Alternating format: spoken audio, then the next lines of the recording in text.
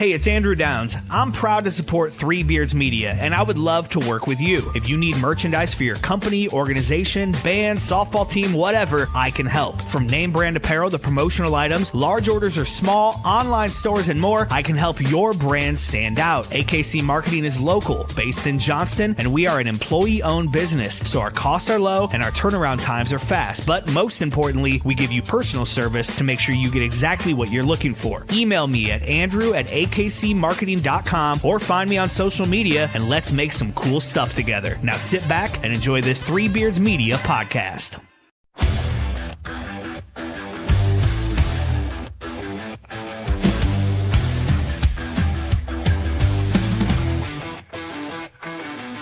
Red and gold on the edge of the sky, feel the rumble, hear the battle cry. Out in Ames where the storms ignite, we don't back down, we rise and fight. Jack Trice's his name, yeah, it echoes strong. A story of honor still marches on. Through the rain, through the pain, through the fire we roar, 'cause we were built to thrive in the eye of the storm. Feel the ground shake, hear the crowd roar. Cyclone power, can't take no more. Legends rise, this is our norm. We stand tall in the sigh of the storm. There's a cyclone blowing on the outskirts tonight. Jack Trice shakes when the team takes flight. Buildings rocking, hear the magical. We rise together, we'll never fall. Feel the magic you can't deny. Marcus Stars are taking off straight to the sky. Brent, big play, Kirby making history. When the moment gets tough, that's the cyclone way. Through the trenches, through the lane, through the heat, through the rain. When the storm comes rolling, we embrace the fight. 'Cause the cyclones strike when the time is right. Feel the cyclones strike when the time is right. All right, welcome back to In the Side of the Storm, where we talk all things cyclones. We are live from the AKC Marketing Studio with Andrew Downs and sponsored by Revelton Distilling Company out of Osceola, Iowa, and Dan Douglas with Green Beret Realty. I'm Dave Larson here with my Storm Team partner and Cyclone great, the legend, Marcus Pfizer. Good evening, Marcus. Hey, how's it going, Dave? How are you? I'm doing well. You know, we took a little bit of a sabbatical, had a lot going on, planes, trains, of course, automobiles for you. You had to, we probably shouldn't go into too much detail on it, but we had a little incident with a vehicle. Everything's okay. We had, I think Chris Shipley was on a Train, wasn't he? Train and a plane. yeah, train and a plane. And Brent was, flew down to Houston. So he was on a plane. Now he's on a train. On a self-built train. He's literally on a train. It is date night that got pushed from last week due to inclement weather. So that's why Brenda's not with us, and that's okay. The big guy needs to enjoy some R&R. He's been working hard at all these different events and with Coaches Kalaches. So a little bit of a plug there for Brent. So holiday week is coming up. This is holiday week with Independence Day coming up on Friday. Have any big plans for the holiday, Marcus? Well, no, not necessarily. I mean, just, holidays come in and holidays go. Just grateful to still be here. I know me and Marcus Jr. are training on 11 o'clock on what is that, Thursday? Friday. So, I mean, that's basically it. We don't do big barbecues and things like that now, trying to diets is a whole lot different and stuff at this point. So, no big plans, anything like that. We plan on maybe going out of town to visit family here shortly in a couple of days or so, maybe next week. But other than that, no. I mean, for us, it's like holidays creep up so fast and just blow by. So. Yeah, I've had people ask, "What are you doing?" I'm like you. I don't really have a set schedule. It's nice to have a day off and just to relax and we'll grill out and probably do some day drinking and relaxing. But other than that, yeah, I want to enjoy the holiday and have some fun. Now, when you say working out with Marcus Jr., are you on the Sure. court or are you lifting? And who's out working the other? Oh, we're weightlifting. We have a trainer that he has that to keep him in shape and everything for the summer, get stronger. While they're not doing anything, practicing anything like that in school because they're out of school at the moment. So, you know, he has his trainer that is not that far from the house, but of course he's out working me. I'm on the side just doing old guy stuff at the moment. Everything is focused on him. He's the one that's next up for his career. But yeah, it's nothing. I Nowadays, like my training, if I train the way I train when I play, then nightfall becomes a problem, and bedtime becomes a problem, and then the next day getting out of bed becomes a problem. So, you know, all I did today was I literally took this foam roll that was probably about 6 feet long, and just rolled out my hips and my back, and my shins and stuff like that, which is brutal. But he does everything with the trainer, that I used to do. That time has passed. Well, Although I joked when somebody put up like a meme said, what's the kid that played for Indiana Pacers? Thomas Bryant signed a 1 year, $75 million deal. I said, if that's the case, I'm about to get in shape and and try to get back to the league because if he signed for 1 year, 75 million, which it was a joke, but if I see something like that, then I probably would try to ramp it up, but yeah. nah, those days Whoa, are whoa, done. whoa, whoa. But have you seen the SGA extension that he signed? What the But back end of what that looks like? He literally is going to be making 75, 76,000, a million at the end of his contract. yeah, if anyone deserves a contract like if you want to say blessed or play the cards right or got lucky with like he really solidified everything, came in line for him. I mean, to finish that off, to cap it off with a championship, you know, at that point, like what was the market value like for him? Whatever the supermax of the dollars was going to add up to being, we knew that he was going to get. And I mean, I will backload it like crazy too because the older you get, he's already made a ton of money. He's going to be making a ton of money in between time. So if something was to happen or whatever, or he starts to break down or decline or whatever, you still earning a lot of money. But it's definitely totally a blessing to get that kind of contract without a doubt, man. That's phenomenal.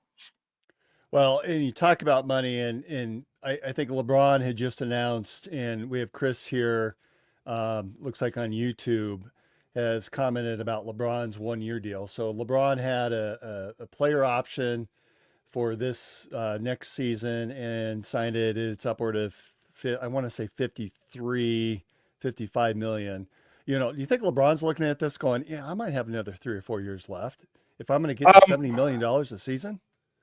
I don't think LeBron is going to get to that amount. I mean, he will have to. I don't think they're going to give him any kind of crazy multiple year deals and things like that. So I Mhm. mean, to be 40, about to be 41, to be making 60 million, like top prime athletes, is definitely phenomenal for him. So I've always said we talked about it on here. I think he's gonna hang around until you know either Bryce gets there or he helps him get there or whatever the case may be. But once he's there, whatever, I think then because I mean he's playing at the level right now that he can continue to play. No matter if people think he's helping the team or hurting the team or whatever the case may be. But I mean, if it's out there to get, man, go out there and get it. It's just like winning the lottery. If you won a Powerball for 250 million, and then you play Mega Millions the next day and won for another 250, you're not gonna tell them, oh, I don't want that other, because I already won. You're gonna keep getting it. Well, and this isn't a Lakers show, but obviously they're my favorite team. They have been growing up. But the signing of DeAndre Ayton for 2 years, I absolutely love that move. It gets that big man in the middle. You've got LeBron. Yeah, granted, he's past his prime, but he's still LeBron. He's still a player. And of course, you got Luca playing. Boy, I'm really excited to see the Lakers team next season. Yeah, I think that was a great addition You know, it's never too late. I mean, we say he's past his prime, but he's still averaged, you know, over 25 and 5 and 5. So it's, you know, I, I don't care, you know, what people say or, you know, they celebrate or hate or whatever. That's hard to do. Like you have a lot of star players that never done that in their career, and for him to continuously do it or be able to do it at this age, you know, is absolutely phenomenal. We see some small things where you know he get an injury here and there where it's taking him out a little bit longer than normal, but we talking about a guy that has done it for 20 plus years, and you know, more power to him. I mean, we saw Tom Brady do it. We see, you know, Aaron Rodgers trying to do it now. We don't really know what he's going to do one second to the next mentally. But you know, if you're an older guy and you're able to and been blessed to continue to play your career and you know have an impact, absolutely more power to you. And speaking of the Lakers, it was announced a couple of weeks ago that the Buss family is now selling the Lakers for just an astronomical number. I think was it $10 billion. Right. Um, I, and I know they're not Marcus's Lakers. I realize that, but if you had the capital, which NBA franchise would you buy into today? Would you go the cheap route and build it up to Ooh. be a team like the Lakers to be able to maximize and really see that profit turn and to grow that investment? Or do you go all in on a team like the Lakers, like the Celtics, some of those legacy teams? That's a good question. That's a really good question. I don't know if it would be a team like the Lakers because that's a lot of history. It's kind of like a you know um, a multi-level marketing thing where it's good when you're at the top and you know everything else falls below you. But if you're getting in at the bottom, then it's a lot of tradition and everything to keep up. So I mean, it probably would be a team that has never won it before. You know, to try to finagle things around. I mean, the way the dollars are now, you can pretty much um, you know, built teams a lot quicker and a lot faster now. We seen, you know, Oklahoma City win it this year, and you know that's all in conjunction with the draft picks and that they've had over the last couple of years. So, you know, 4 to 5 years later to be winning a championship is a great thing to be doing. So it probably will be a team like that. You know, I would say, you know, to start from the ground up and try to, you know, claw your way to a championship. But you know, organization like the Celtics, you know the Bulls or the Lakers, teams like that's a lot of tradition to try to you know keep up with. Do you go with maybe an expansion team? You know, there's been a lot of talk about Seattle bringing back and having a team to replace what the lost Supersonics, which became the Thunder. Do you look at your own backyard now of Las Vegas? I think there's been a lot of talk there, and with all the changes in sports, and they've got the Raiders now. There's the A's that are building a new coliseum or a Right, new baseball stadium. Do you right. go Las Vegas? I would think so. I would think like a team like in Seattle wouldn't be to me wouldn't be an expansion team because there's already been a team here. I mean, already been a team there. So a place like Vegas where it's new and booming, you know, is definitely the revenue and you know people that's coming here day in and day out. I think that will be the route that I would go. There's definitely a team that's going to be on the horizon, especially if there's going to be another team that's going to be added, you know, to Seattle. So that would be the most exciting thing for me to do, to see. We see, you know, the Golden Knights winning early, you know, from being, you know, the team that came here in NHL. The Raiders are struggling a little bit, but you know, they have their history and their tradition behind them that they're trying to continue on. So we see what happens next with the you know the A's and coming here shortly, and you know the NBA teams coming, you know, following. We have the Aces this year as well. You know that has Hmm. won some championships. So you know this just starting to turn a little bit to a championship town, and if we can continue to do that, that'll be you know some great times. And speaking of Vegas, our own Chris Shipley, who owns and runs Three Beards Media and hosts Old Man Strength, was in town, and he had put something out on social media. It sounded like he really enjoyed spending time with you.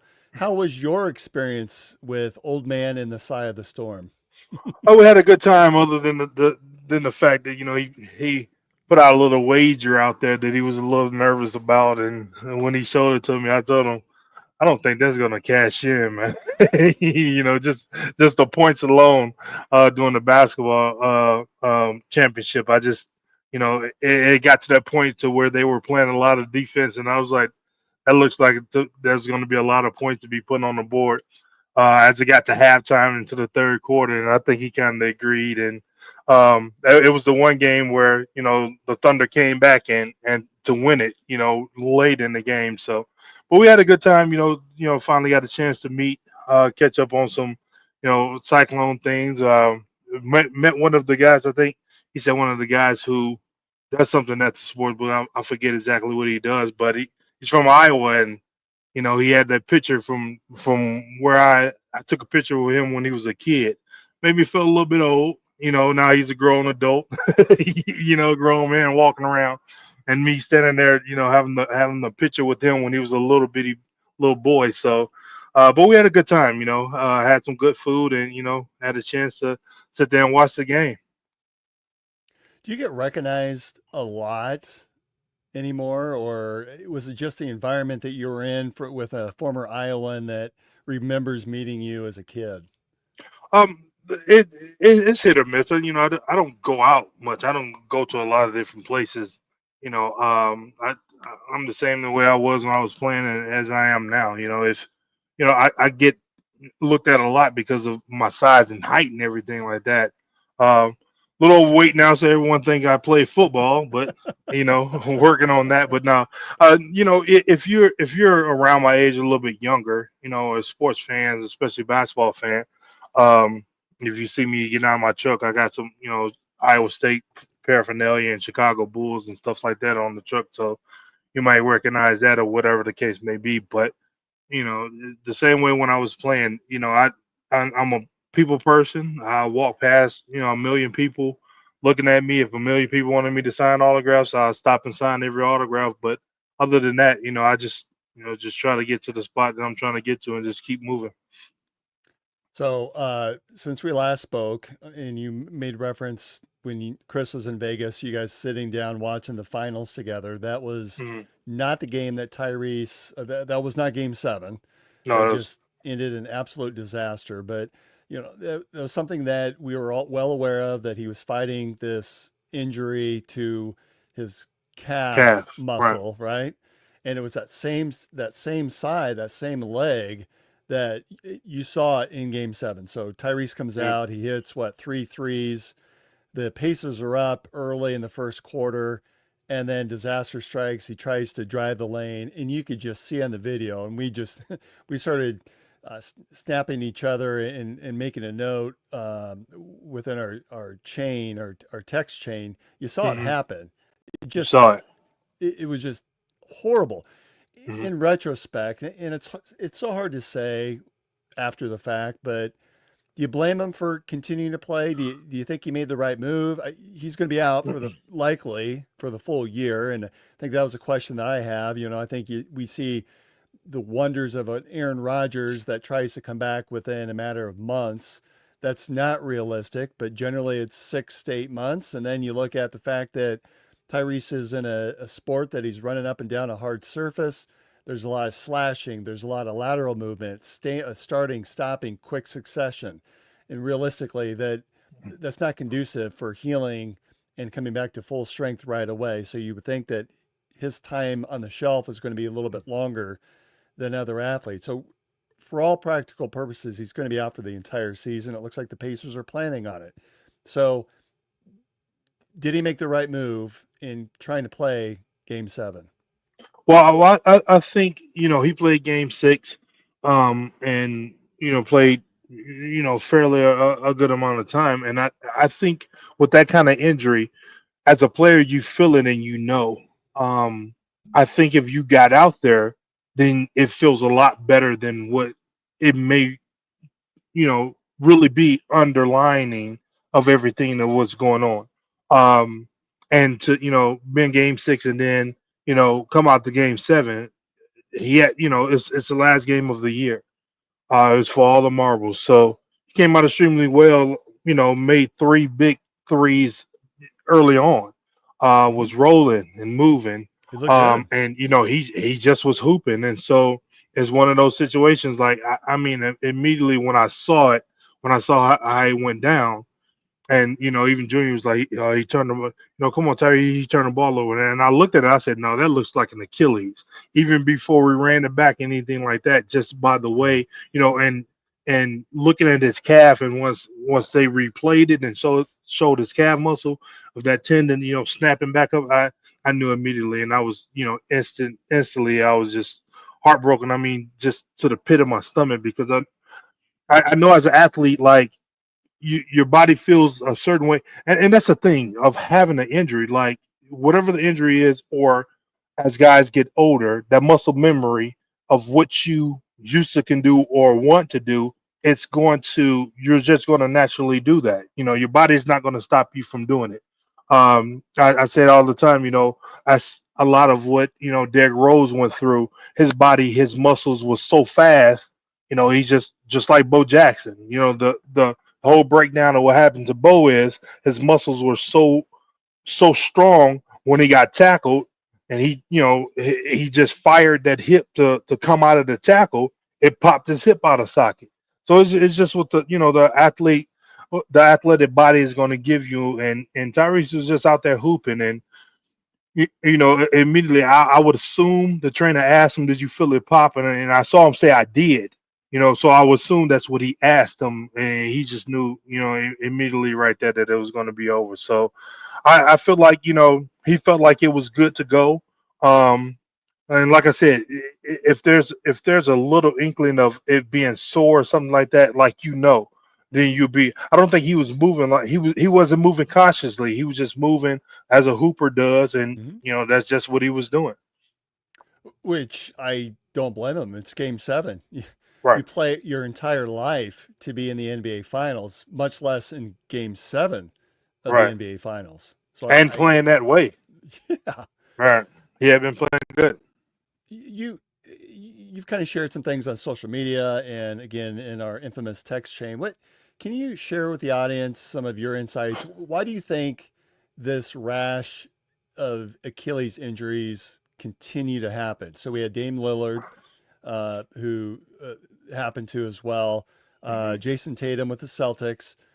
We're talking 3 guys that are exceptionally valuable players, very good players, and they all wore the number 0, that are realistically out for the entire season. That Yeah. exact same injury. What's your view? Why is this continuing to be a problem? Well, I know the biggest common denominator of I know a lot of people are putting it on the shoes. They're saying that the low cut shoes maybe it's causing tension on the Achilles. I know one of the things that a lot of them had in common were calf injuries or some kind of ailment in the calves.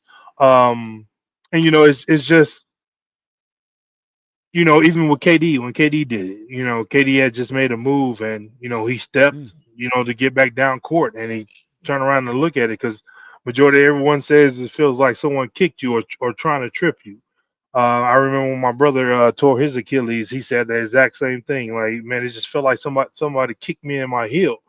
He had a torn Achilles. So I think scientifically, if anything, that's the biggest thing that has to deal with it. I don't necessarily know about the shoes.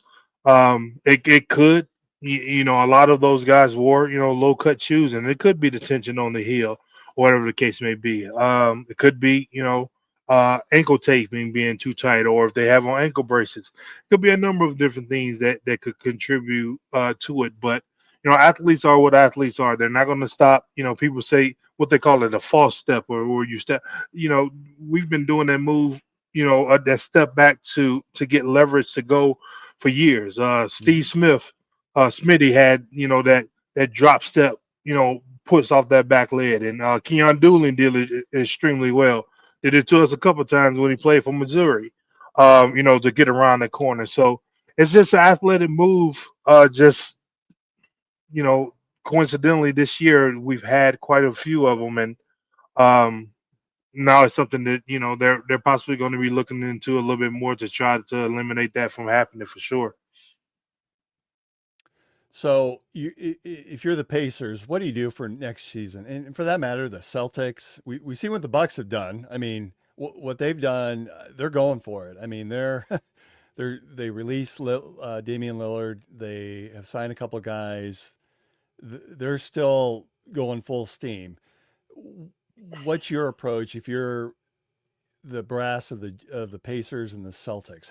In the Celtics, we should make reference that they signed none other than George Niang, and then they turn around and sign Garza, the former Hawkeye. So that should make for an interesting locker room.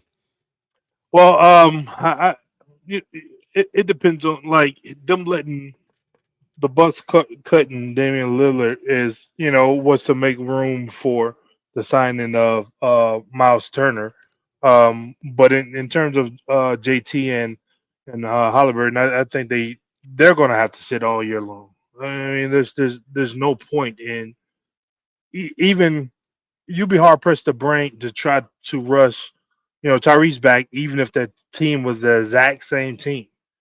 So there's really no point. I mean, that's the last day of school to be worrying, to be having an injury, and trying to rush back when school starts back up, like or come back during Well, Christmas. well, and you're 6 months from now, you're talking New Year's Day. Yeah, And then you talk 9 months. Well, now you're talking the start of the playoffs, basically. right. But for a guy like him, we need to make sure this is because you don't then there's Deshaun Watson re-injured his. We don't need him to re-injure that Achilles again here. He's too valuable to the organization. He's not a big man that is going to set screens or pop and pick or whatever. He handles the ball. He's the engine of the team. So is JT for all intents and purposes. So you have to look at it case by case basis. Those guys are too valuable. Um, I feel like the Bucks feel like they can be better knowing that Damian Lillard's not going to be there all year. And blessing him with that buyout or that waiving that they did for him, and continue to pay him on or whatever. But it's very very tricky. It's too much at stake. You know, for the next year, continue to develop, see what happens throughout the year, and then plan on the year after that. Okay. Well, and also in the NBA, we talked about Niang signing with the Celtics, and Garza, Luca Garza, I think is his name, former Hawkeye and former Timberwolf. Have you been in locker rooms where you've had guys that you've competed against in college Yeah. that are now a teammate? And do you have any similar stories of how those locker rooms and those relationships turned out when you're in the Yeah. pros? When I first got to Chicago, first got drafted, Freddie was there with me, Fred Hoiberg, and BJ Armstrong, who's University of Iowa guy for whatever reason. He was the assistant GM at the Bulls at the time, so Okay. we had a lot of things going back and forth with him. But a couple years later, we drafted Kurt Heinrich, and so Yeah. those were some good games, to be betting against Kurt, me and Freddie. Those Kansas wins and things like that. So we've had some really really good locker room camaraderie against those guys in the Big 12, and those guys right down the street from us. But we've had some success, a lot of good locker room jousting. But it'd be interesting to see what these guys do. That's gonna be a lot of fun. Yeah, because Niang sort of takes it to the next level, doesn't he? Of course he does. All right. So also in the NBA, we had no Cyclones drafted what was it, last week's draft. However, Curtis Jones signed a deal with the Denver Nuggets, and Keyshawn Gilbert, Mr. Las Vegas, signed with the Washington Wizards. So, of those two signings, which one do you think has landed in the better spot? Um,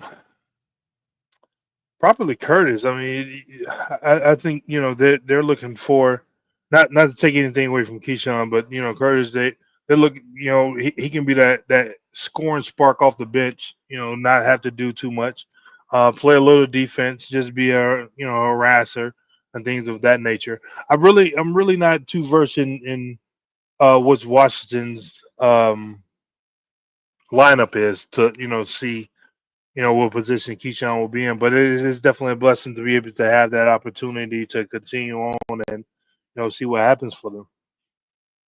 So I do have their summer schedule up for those that may want to watch some of these games. So the Nuggets, the Curtis Jones led Nuggets play.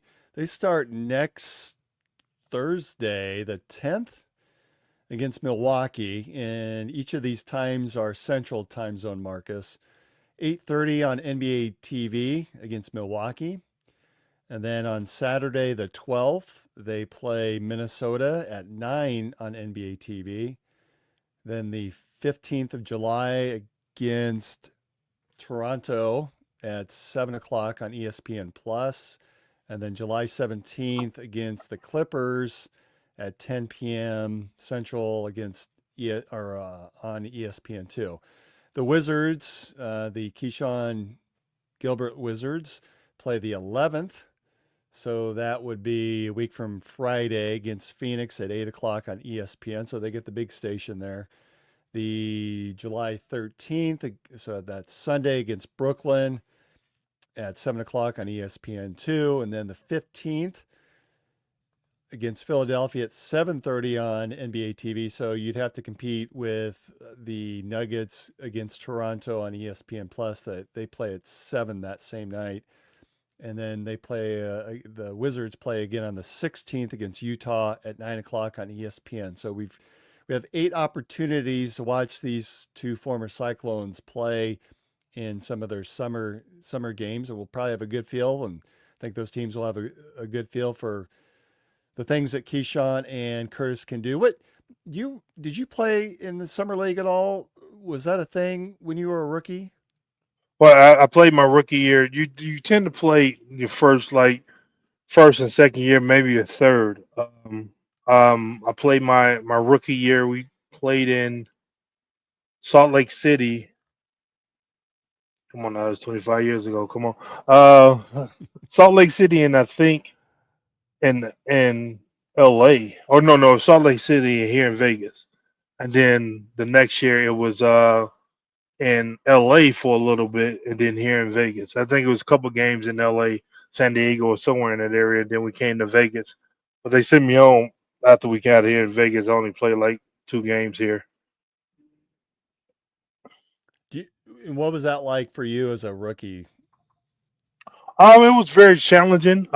New, didn't really know what to expect, especially for a guy like me. I was drafted with so many young players. Vying for position. On some league teams, there guys that's not going to be on the team at as a young guy coming in. You don't know that. You just everywhere. It was early in the tradition of running the triangle in Chicago, which we're not having vets that can teach it to you. You just out there looking crazy as ever. But it was very challenging the first year. The second year, I think I averaged like damn near 30 something, and that's why it was like, you don't need to be here no more. And they just sent me home. So the rest of summer league continued on, and I was back in Chicago just training and stuff, getting ready for the season, and that was it. You were still running the Tex Winter triangle offense your rookie season, really? Yeah, all my years in Chicago. Really? Was Tex Winter still around? No, he was in he was in L.A. Okay, he was in L.A. It's a fairly easy offense to run when you have people who know how to run, the triangle to show you. Once we got into training camp, we had guys like Corey Benjamin and Elton Brand around our chest that had been there, ran the triangle and stuff like that. Now it becomes a lot easier.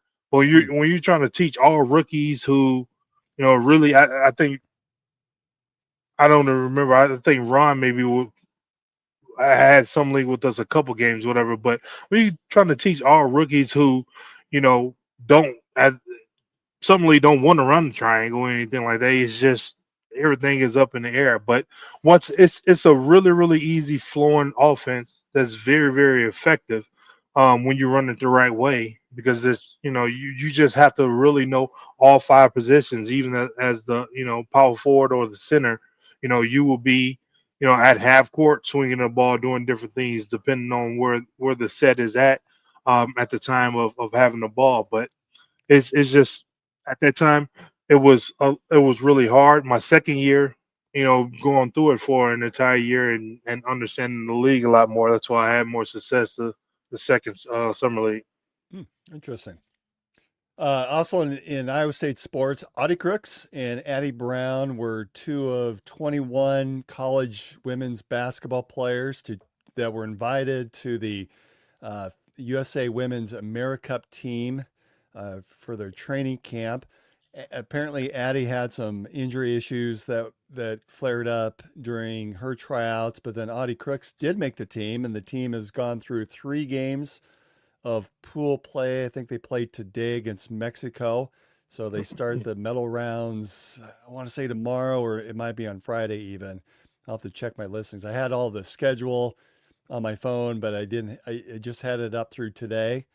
So Audie is playing, she hasn't been playing a ton.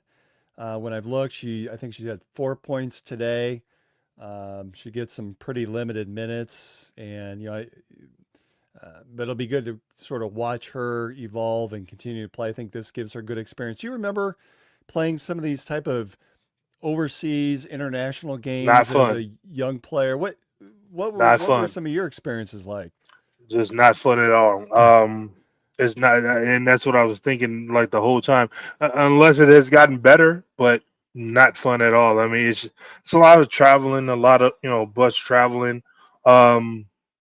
Not the greatest of the competition or whatever, but sometimes there is good competition. But it's just a lot of repetitive, different things, moving one city to the next, or the accommodations where you're staying at may not be the best. Hard beds, like I hate hard beds. Like it's just I never had much fun. I think I went one time, after my freshman year. And then like the opportunity came up after my sophomore year, and I didn't even go. Like it's just me and Ron Artest went after our freshman year, and then we were on the team together after our freshman year. But that sophomore year, it's great to to represent the country and everything, but it's really not fun at all.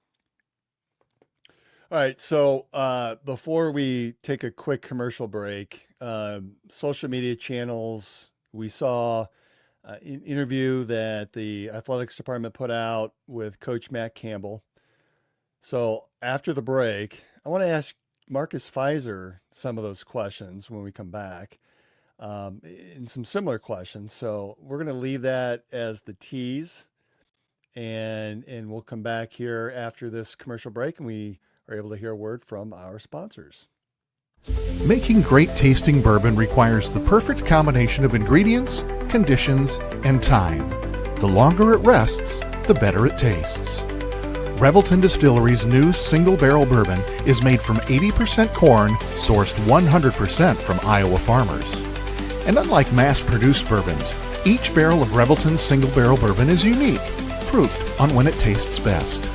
As they like to say, it'll be ready when it's ready. And to ensure the highest standards of quality and flavor, owners Rob and Christy Taylor oversee the production and bottling. Every single barrel. Iowa born, Iowa aged, Iowa bottled. Try the new single barrel bourbon from Iowa's own Revelton Distillery. ReveltonDistillery.com.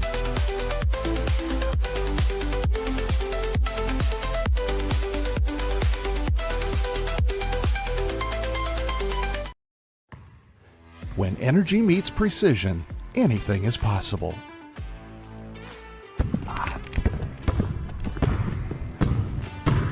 I'm Carter Hawley, the Chief Energy Officer of the Iowa State Cyclones. I'm full of energy on and off the court. but nothing gives me more energy than helping families find their dream home. And that's where Green Beret Realty comes in. They're more than just realtors. They're a team dedicated to getting things right for you and your family, just like we get it right on the court. Sometimes it takes a team to get the call right. And when you're buying a home, you want a team that makes all the right calls. That is Green Beret Realty. And here's the best part. When you buy or sell a home through Dan at Green Beret Realty and mention this ad, he'll make a donation to the We Will Collective, helping student athletes like me thrive on and off the court.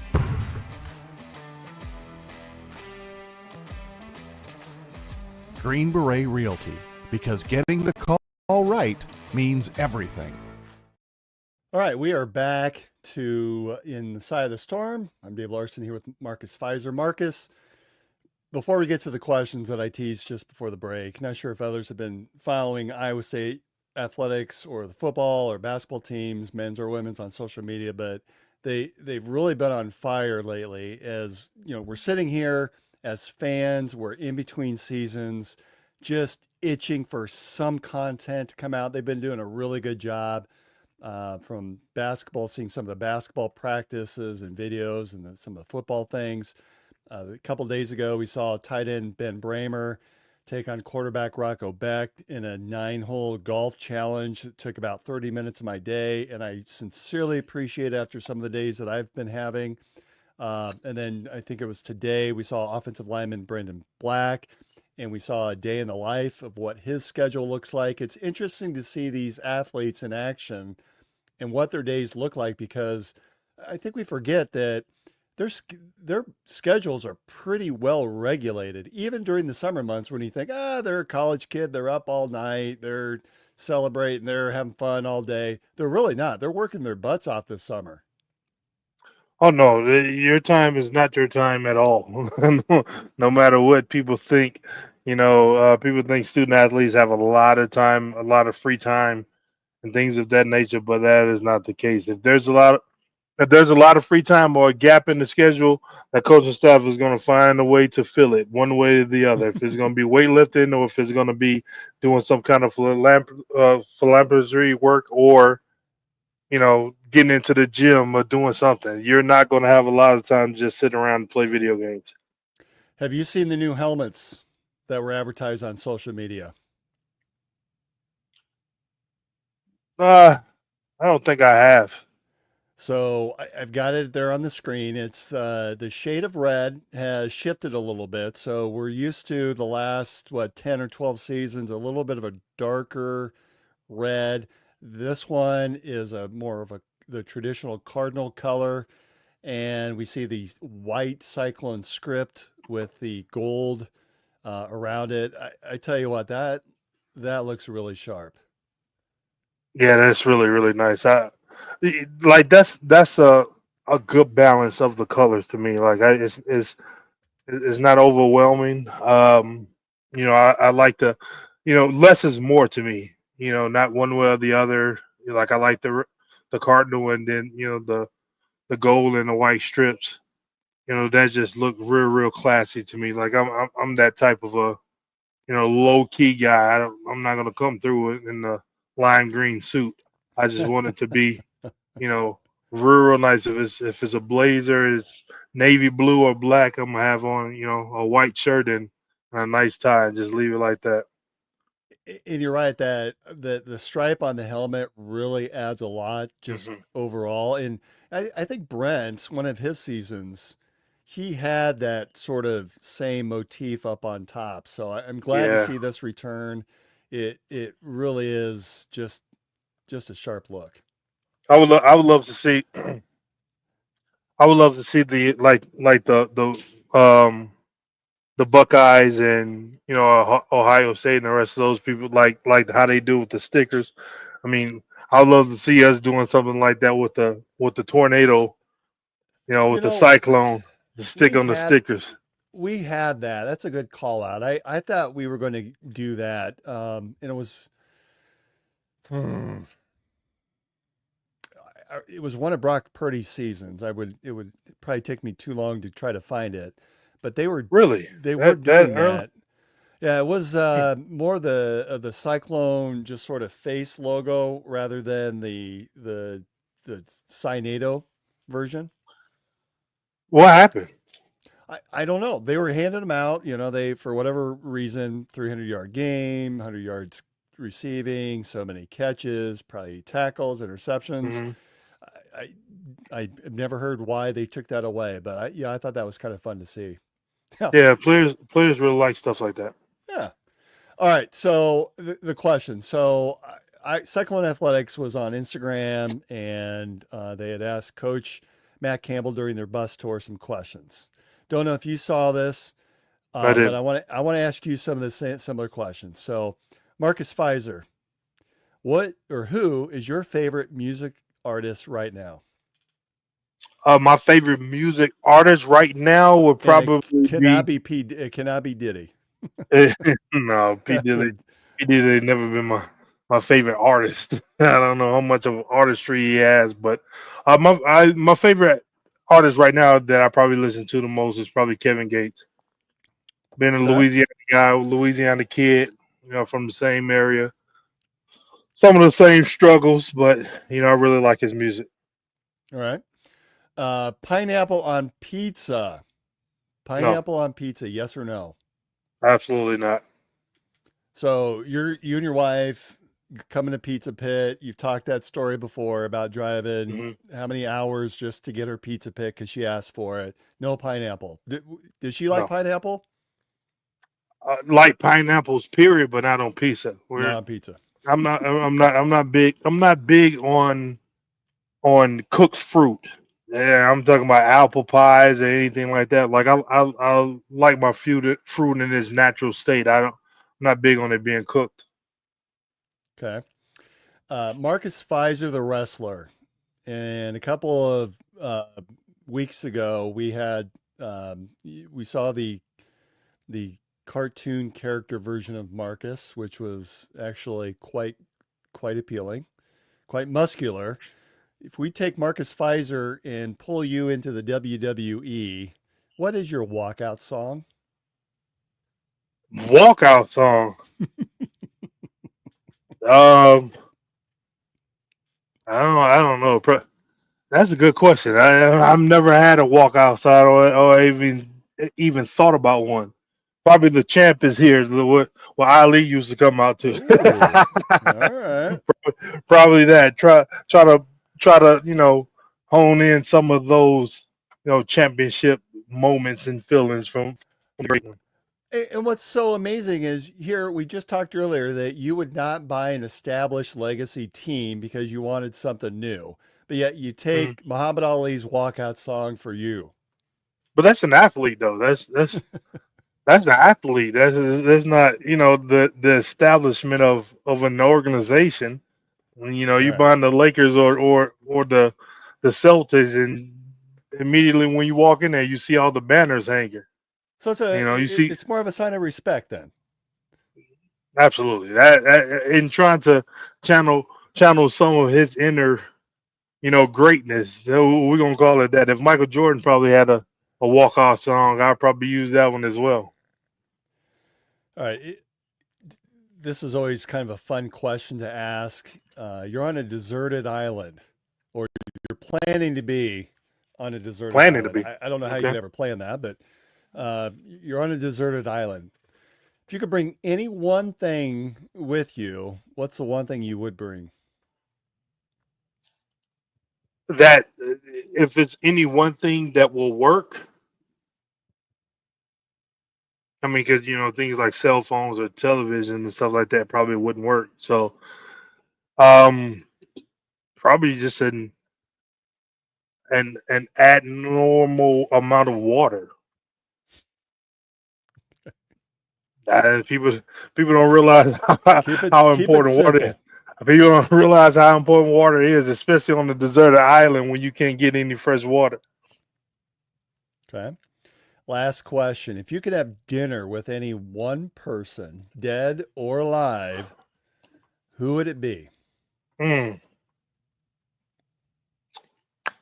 Um, Someone that I've well, that's a good question.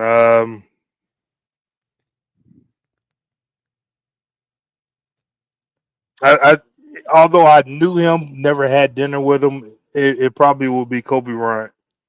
Oh, really? Yeah, yeah. I mean, I knew him well. Spoke a lot, talked a lot. Before games and stuff like that. But never had dinner with him. We never was on the same team, and I always heard he never had dinner with his teammates anyway. So that So would have been cool. totally different question. Who's the most famous person you've ever had a meal with? Michael Jordan. Okay. Yeah, that's pretty famous. Yeah, he wasn't exactly Michael Jordan to us. Just after training and things like that, it's, heated games and all of that. But it wasn't at that time. It wasn't the aura of Michael Jordan. Like it not in a disrespectful way or anything like that. But like you have to understand as a pro athlete, you get to the point of understanding and getting to the point of like, you're there. So it's a sense of being peers, even though, he's a little older, we're older than some other guys, but you're there competing and playing at a high level and your peers and things like that. So, just sitting talking, looking at them in a different eyesight of, coming up as a younger guy in high school and things of that nature. Now you're playing, we're talking smack to each other on the court, elbowing and hitting each other, fouling each other hard, all that type stuff like that. So it's like it's just as athletes that are done training, having something to eat, getting together, just talking and all that different stuff. So it wasn't in the sense of how it was when I first met him, to the point of being around him for a little while. Things were a little bit different, but definitely Mike. So when you were playing, he was with the Wizards then, right? When I played against him, yes. So when you talk about playing, it was in an actual Well, game. we trained, right? We trained. We trained together, because remember he was coming back the year before, but Ron Artest elbowed him in the ribs and broke his ribs, and so he took another year to come back. So that whole summer before, and then that next summer we were training together. He had a restaurant in Chicago, so we were always training together. So I knew him for two summers before we ever played against each other in an NBA basketball game. How cool is that? Just It was going it was head really against cool. Mike. It was really cool. It was you really, like I said, as an athlete, you facing Tom Brady or Aaron Rodgers or whoever, Pat Mahomes, you really have to get past the whole stardom thing and lock in on competing. Because at that point you're really like, I get a rebound and he's close or whatever, and I'm swinging through. I don't know it's him that's there or really care who it is. I'm just doing my job as an athlete. But when everything is over, it's a lot different. But so in that moment, it's not the whole, who you're playing against or who that person is. You just, doing what comes natural as an athlete, and you just playing. That's fair. All right. With the 4th of July coming up, what I know it's been really hot in Vegas because you keep telling us how hot it is. It's 110. Oh, it's so hot. Marcus and Right. his family are melting. What for the rest of us, if we've got inclement weather, we have intense heat, what are some of Marcus Pfizer's recommendations for what to do with our time this weekend? Here or Wherever we're going to be. If we encounter bad weather, we encounter the intense heat that you're facing today, and it's just too much for us. What are you binge watching something? What should we be doing with our time? well, for me, my biggest thing is just being safe, man. Like there's so many things is going on in the world now, and everything is just in question of left, right, up, and down. Just being safe, being with family, eating in moderation and things like that, because that does matter. Drinking in moderation, Nah, things like that. It's, So, it's a holiday. All the calories nah. there's no calories. It's all fat free. Man, you should see. the older, especially as athlete, the older I've gotten, the more and more it's like I tell the missus that's a little bit too much on that plate. Like it's just too much. I don't burn as many calories as I used to, anything like that anymore. And so like now the kids' plates get bigger and bigger. My 17-year-old daughter probably eats more than everybody in the house, including Junior. These kids can eat, man, and that's all they do all day long. And I just sit around and be like, there's no way you guys are still hungry, and so my plates are smaller. And like I said, eating at Thanksgiving, when Thanksgiving come, it'd be maybe one plate that how everyone loves it. I just cannot do it. I can't do it. Any recommendations on movies or binge watching this week? Nah. Ah, We're watching some different things, Netflix. I've been watching Dirty Money on Netflix, which is pretty good. A couple older shows that's been on here recently. I'm not a big movie guy. The movie theaters, the one that we have close by here, has the big reclining chairs and stuff like that. So we tend to take the kids there. I tend to take advantage of a very expensive nap that I could have taken at home. So I don't hit the movies that much. I like to be in the comfort of my home. Being able to rewind, or turn on I'm a big closed caption guy. I like to know exactly what they're saying or close to what they're saying, and you really can't get that at the movies. so Marcus Pfizer, you heard it, homebody. Complete. All right. As we close out, I have a couple of questions for you. So, saw Chris Shipley throwing out the first pitch of the Iowa Cubs game a week ago. Mhm. And the Iowa Cubs, for those of you who don't know, that's the AAA Cubs affiliate that's based in Des Moines, where I am. And one thing I noted was the national anthem. Now, there's another podcast that I listened to. I think it was the Sports Illustrated podcast with Jimmy Traina that actually talked about this almost within days of when I saw Chris throwing out the first pitch. And I really thought it was a good discussion point, particularly with the Independence Day holiday approaching. So I want to ask you, national anthem, is it really needed anymore? Um, I, I don't think so. I think there's so much controversy that's going on behind it. There's a lot of misconceptions and things like that of what it is and what it stands for. You have to understand that my dad is an ex-Marine, or as they say, you never are an ex-Marine. So we talk a lot about the different things, and I tend to believe the way he raised me and the different things that he taught me. I trust in and believe. And when he didn't have a problem with a lot of stuff that was going on behind it. And I have a lot of people that I know that are ex-servicemen and things of that nature that say, that's one of the things that we fought for, in order for every American to have, that freedom to, stand, protest, sit, or whatever the case may be.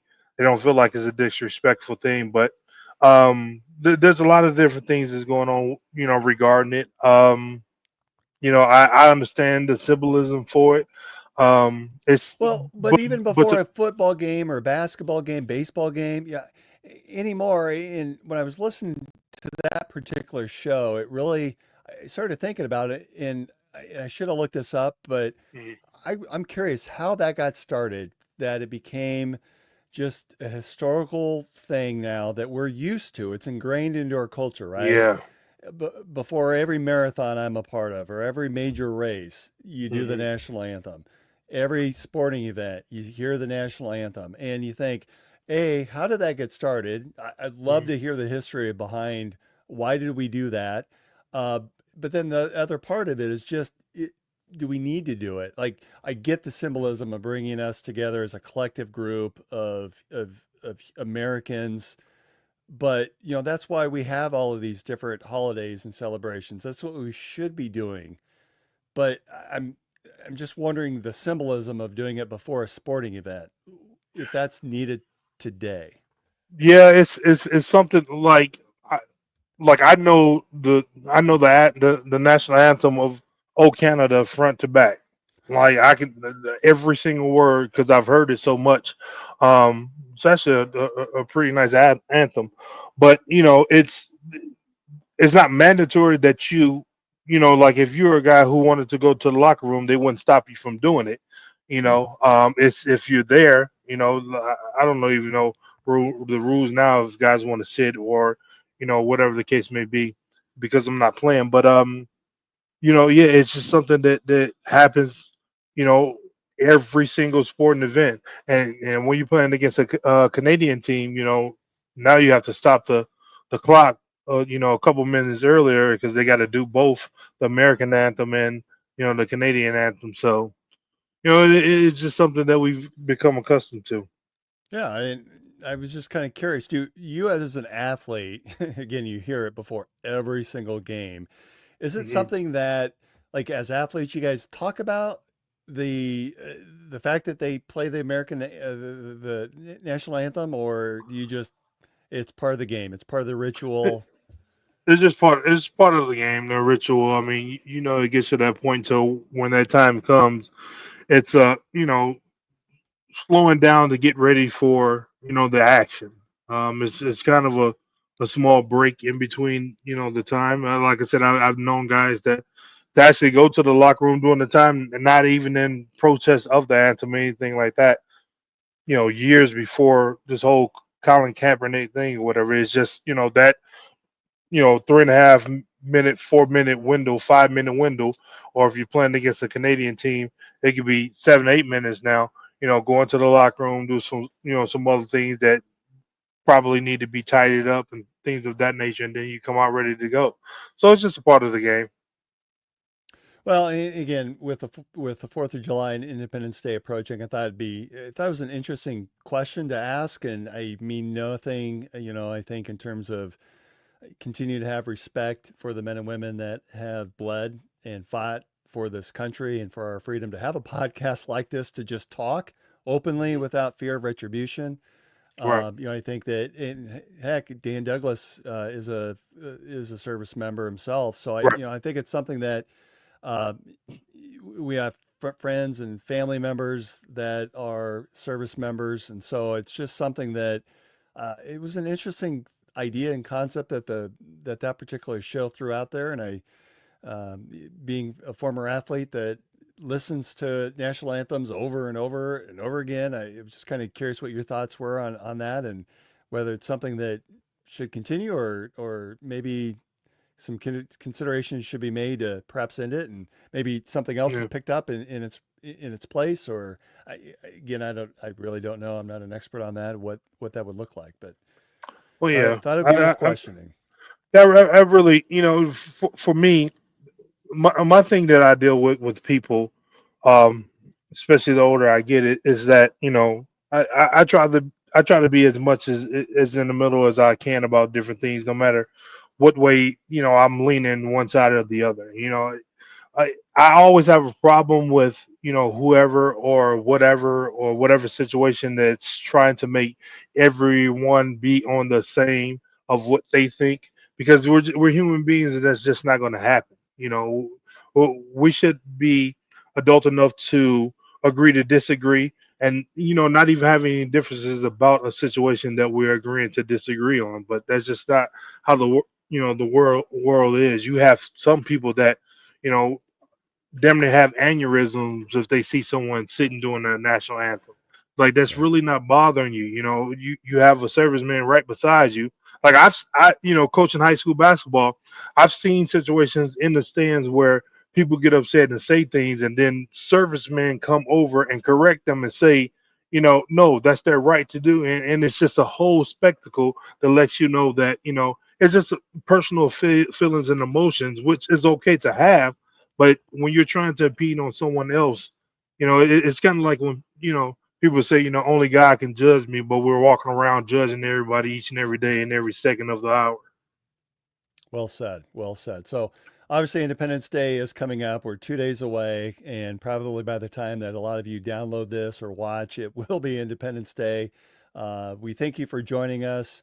Get out there and celebrate America. We're at 249 years. I believe that the Trump administration is planning a totally year-long celebration. So we're going to have this 250th celebration is going to last 365 days, and doggone it, this American experiment seems to continue to work. We've had some ups and downs, but nonetheless, we do live in the greatest country in the world, and we should continue to celebrate that. Next week at this time, Marcus, will be the Big 12 Football Media Day, so we should have plenty to talk about when we reconvene in a couple of weeks. We believe that Brent will be with us. We'll see how his date goes tonight, and hopefully he's able to make it across that infamous Boone Bridge. I hope he's not making the missus do all of the pedaling. Oh, no, he's probably going by as fast. He's probably setting land speed records getting across that bridge. 'Cause he showed that video and I went, oh, there's no way. There's just no way I could do that. When I went and saw the video again the second time, the first thing I looked at and said, are they harnessed down? And then I saw the seatbelt. I'm like, I guess about 5 of those seatbelts, and just to be safe, I'm going to need a parachute pack to throw on my back just in case. That looked pretty cool, though. I hope they have fun. So I may just have to stop out and see Brent tomorrow at Coach's Kolaches. I saw that he posted something about having a special with a red, white, and blue kolache. So we could probably see if he's in tomorrow, see if he survived. Otherwise, for the rest of us, if you don't get a chance to get in to see him at Coach's Kolaches in Urbandale, we'll see everybody in a couple of weeks, and we'll give you an update on how that trip went and how he's doing. So, Marcus, it's good to see you, my friend, and we'll see everyone next time for In the Side of the Storm. Go Cyclones. Go Cyclones.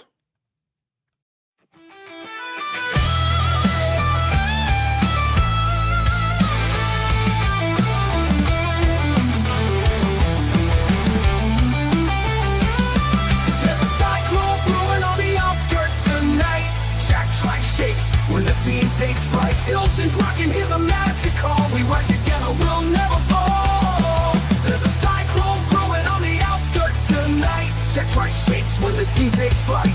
Hilton's rocking, hear the magic call. We rise together, we'll never fall. CYCLONES, Cyclone Nation.